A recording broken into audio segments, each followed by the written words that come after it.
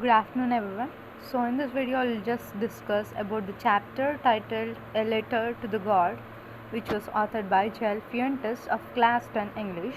So before moving on to the chapter, let us just discuss about certain facts. Like most of us say that faith can even move mountains. So what should we put our faith in? So this story usually deals about this, where it talks about a farmer named Lenko who writes a letter to the god when his crops are ruined, asking for 100 pesos. So it talks about whether does the letter reaches the god. If so, did he send the money to him or not? So before reading the chapter, let us just see an activity which is given here, where it talks about how we need to send a money order to someone. So one of the cheapest way to send money to someone is through the post office. So they have given how we need to send the money through the post office. So when we enter inside the post office, we need to go to the counter marked money order, then buy a money order form by paying 50 paise to the person behind the counter, then fill the appropriate boxes in the form and pay the counter clerk the amount of money to be sent along with the charges, and take the MO acknowledgement counterfoil for the record. So they have even given money order form, so you can just refer it, where it has mentioned that Department of Post India money order, pay rupees, you need to enter the rupees, and to whom do you want to send. You need to write the receiver's address and pin code, date and sender's signature, MO number, date, rupees. This will be dealt by the officials of the post office. And then received rupees, this is related to the receiver who will be writing it. Signature of pay, signature of witness or identifier, signature of paying official. MO acknowledgement form is also given here. You can see the received rupees, signature of the payee, etc. So just think about who will you send the money to and how much you want to send the money. So you have to fill out the form with yourself as a sender and your partner as a receiver, and then use your pocket money and submit the form at nearest post office to see how it's done. So this is the activity that you can do once you get time. And usually the notice of the form has 3 parts. One is the money order form, that the part for official use, and the acknowledgement, and what would you write in the space for communication. And the space for communication, you need to write about what you just want to communicate with the partner or the receiver that you are paying for. And they have also given the statements that we need to complete here. In addition to the sender, the form has to be signed by the in addition to the sender, the form has to be signed by the receiver, and the acknowledgement section of the form is sent back by the post office to the sender after the receiver signs it. The space for communication section is used for communicating with the receiver, and the form has 6 sections. The sender needs to fill out the form, 6 sections, and the receiver also. So now let us just move on to the chapter. Before moving, let us just read the entire chapter, and let us just discuss the chapter after reading it. So the house, the only one in the entire valley, sat on the crest of a low hill. From this height, one could see the river and the field of ripe corn dotted with the flowers that always promised a good harvest. The only thing the earth needed was a downpour, or at least a shower. Throughout the morning, Lenko, who knew his fields intimately, had done nothing else but see the sky towards the northeast. Now we are really going to get some water. Woman, who was preparing supper, replied, "Yes, God willing." The older boys were working in the field, while the smaller ones were playing near the house, until the woman called to them all, "Come for dinner." It was during the meal that, just as Lenko had predicted, big drops of rain began to fall. The northeast, huge mountains of clouds could be seen approaching. The air was fresh and sweet. The man went out for no other reason than to have the pleasure of feeling the rain on his body, and when he returned, he exclaimed, "These aren't raindrops falling from the sky, they are new coins. The big drops are 10-cent pieces and the little ones are 5s." So the given para just discusses about a house which was located in a valley, which was sat on a crest of a low hill. The author described about the scenery or the river where the house was situated, and he also talks about the farmer named Lenko, where he was worried because his crop, where he had some faith or hope that his crop would survive his family towards the sky, where he talks that he's gonna get some water for his crops.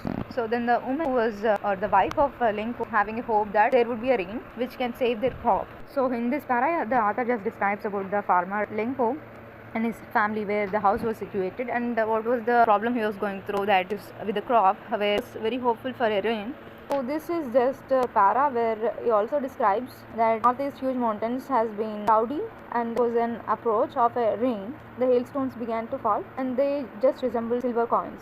When we come to the next para, really getting bad now, exclaimed the man. I hope it passes quickly. It did not pass quickly. For an hour, the hail rained on the house, the garden, the hillside, the cornfield, the whole valley. The field was white, as if covered with salt. Not a leaf remained on the fields. The corn was totally destroyed. The flowers were gone from the plants. Lincoln's soul was filled with sadness. When the storm had passed, he stood in the middle of the field and said to his son, a plague of locusts would have left more than this. The hail has left nothing. This year we will have no corn. That night was a sorrowful one. All our work for nothing. There is no one who can help us. We will all go hungry this year. So in this para, the author just describes that how the hailstones has destroyed farmers' crop. Their hailstones began to fall, which resembled just like a silver coins.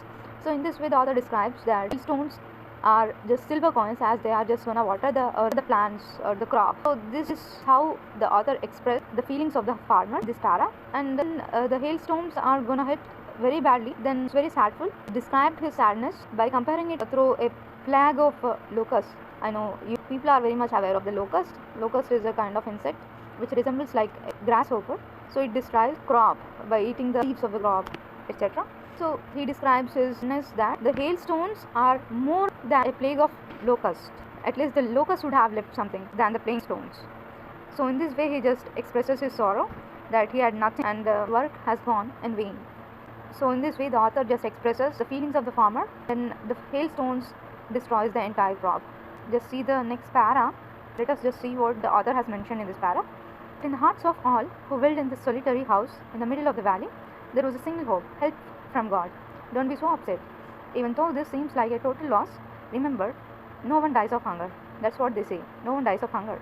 All through the night, Lincoln thought only of his one hope, the help of God, whose eyes, as he had been instructed, seeing everything, even what is deep in one's conscience. Lincoln was an ox of a man, working like an animal in the fields, but still he knew how to write. The following Sunday, at daybreak, he began to write a letter, which he himself would carry to town and place in the mail. It was nothing less than a letter to God. God, he wrote, if you don't help me, my family and I will go hungry this year. I need 100 pesos in order to sow my field again and to leave until the crop comes, because the hailstorm. He wrote to God on the envelope, put the letter inside, and still troubled, went to town. At the post office, he placed the stamp on the letter and dropped it into the mailbox.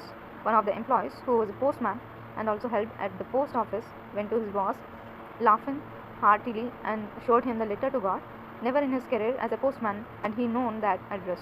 The postmaster, a fat, amiable fellow, also broke out laughing, but almost immediately he turned serious and tapping the letter on his desk, commented, what faith! I wish I had the faith of a man who wrote this letter, starting up a correspondence with God. So in this para, the author just expresses the feelings of the farmer, where he tries to look up for another alternative, that is the God. This hope in God made him to write a letter to God, where he just traces his letter by sending it through the post. In this way, the author describes that his faith in God had made him to write a letter to God, who asked for 100 pesos, as it would be helpful for the survival of the next year for sowing the crop again. So sends it through mailbox. One of the employees, that is the postmaster, looks at it and he just laughs and takes it to the postmaster. The postmaster, where he breaks out laughing, but almost he turns serious at the end and comments that what kind of a faith he had in God. Next para. So not to shake the writer's faith in God, the postmaster came up with an idea, answer the letter. But when he opened it, it was evident that to answer it, he needed something more than goodwill, ink and paper. But he stuck to the resolution. He asked for money from his employees. He himself gave part of his salary, and several friends of his were obliged to give something for an act of charity. It was impossible for him to gather together the 100 pesos, so he was able to send the farmer only a little more than half. He put the money in an envelope addressed to Lenko, and with it a letter containing only a single word as a signature, God. So in this para, the author describes that postmaster, who was very much impressed and very sorrowful for the farmer who has lost his crop due to a hailstorm or hailstone, where he thought that his faith in God had made him to write a letter. So he thought in the same way that his letter to the Lenko would be the solution for his problem, where he tries to collect 100 pesos from his employees and from his own salary but he could only collect the 70 pesos, and he just sends only the 70 pesos to the Lenko. So this is what was described in this para by the author. So now let us move on to the next para. The following Sunday, Lenko came a bit earlier than usual to ask if there was a letter for him. It was the postman himself who handed the letter to him, while the postmaster, experiencing the contentment of a man who has performed a good deed, looked down from his office. Lenko showed not the slightest surprise on seeing the money. Such was his confidence. But he became angry when he counted the money. God could not have made a mistake, nor could he have denied Lenko what he had requested. Immediately, Lenko went up to the window to ask for paper and ink. On the public writing table, he started to write with much wrinkling of his brow, caused by the effort he had made to express his ideas. When he finished, he went to the window to buy a stamp, which he licked and then affixed it to the envelope with a blow of his fist. The moment the letter fell into the mailbox, the postmaster went to open it. It said, "God, of the money that I asked for, only 70 pesos reached me. Send me the rest, since I need it very much. But don't send it to me through the mail, because the post office employees are a bunch of crooks." Lenko. So in the para, the author has just described that after sending the money by the postmaster to the Lenko, where he receives only 70 pesos, as they have collected only 70 pesos in the name of charity from the employees and from his own salary. When the Lenko received the letter from the god, he was not even surprised, and he just writes it down. When he starts to write that, "I have received only the 70 pesos, and I need the remaining 30 pesos, as I have asked for 100 pesos, so it would have not been your mistake. So kindly send me the next or the rest of the money through the other way," as he thinks that the post office officials were crooks.